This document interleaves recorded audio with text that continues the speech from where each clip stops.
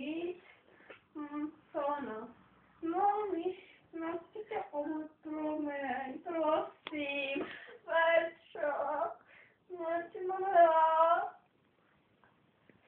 Prosím, no víš, to váší, když se vůbec neozval, chápeš to? To prostě není tak jednoduchý. No, vím, ale tak promiň, prosím,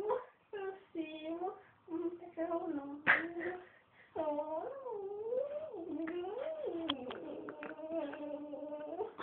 Tak jo, půjdem krát. Jo, tak pojď.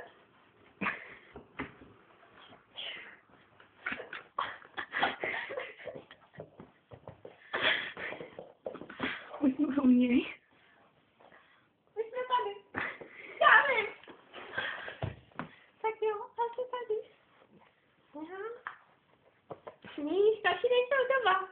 Aha. Tak jo, no. Kudy se bude lepší do pokoje? Jo, tady. Tak pojď, no. Tak jo. Tak tam budem. Jo?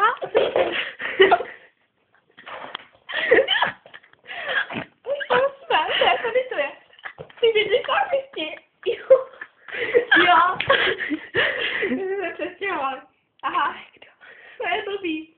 Tak vlastně. Tak budem tam. Jo, co?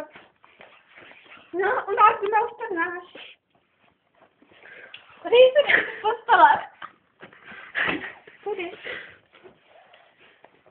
A to se má vysílat až po 10. hodině, jo? Takže už to dá.